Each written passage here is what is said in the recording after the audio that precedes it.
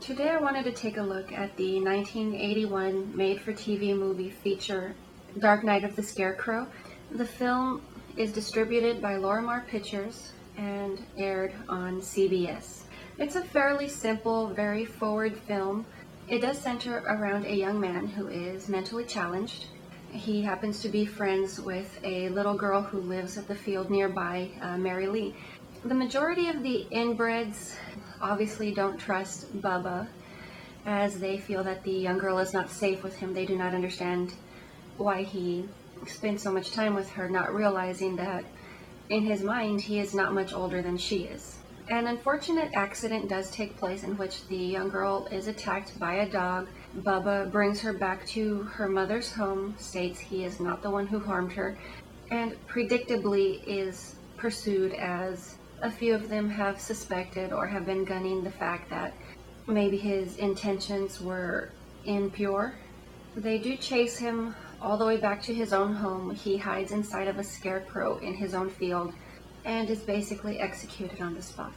At the trial, the murderers are let loose as there is not enough evidence that would prove otherwise. Gradually, some strange events do begin happening. Scarecrows are placed inside fields of the men who did commit the murders. Gradually, one by one, they are picked off.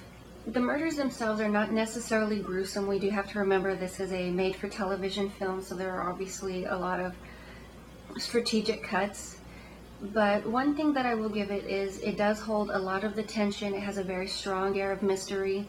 And up until the end, we basically are kept guessing who is committing these crimes and how are they actually taking place. At some point, one of the men breaks into the home of Bubba's mother. He threatens her as he feels that she is the person who has been committing these crimes. Unfortunately, the poor woman dies of fright. She is elderly, and she does die of fright. The false vigilante sets fire to her home to cover his tracks of the fact that he was ever there, in order to further eliminate suspicion. At some point, the same man does chase Mary Lee into the field. He is in pursuit of her, and we never actually see the assailant, but he is then dispatched, and the little girl calls out for her friend. So it does leave a lot of air of mystery, high suspense, because we wonder to ourselves, is this really him? Is this just a guy dressed in a scarecrow getup? And if so, then how did this go about, as there are no occult elements within the film that would suggest that this did happen. So this film was released, or this movie was aired sometime during the tail end of the heyday of the made-for-TV or the TV movie era.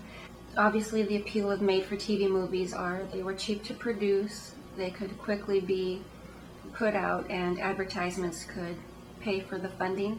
Another mass appeal is, of course, back in the day of VHS, it would take a year or longer for a movie to release on VHS for purchase for personal home viewing, as well as take up to 2 to 3 years before a network was able to air it on television.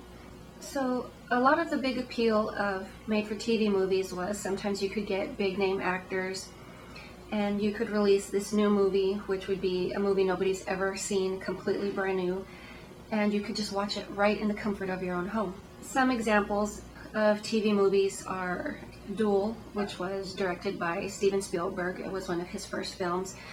We also have The Boy in the Plastic Bubble, which starred John Travolta. And another of my made-for-TV favorites is The Day After. That is pretty much all I have for you today, and I will see you when I see you.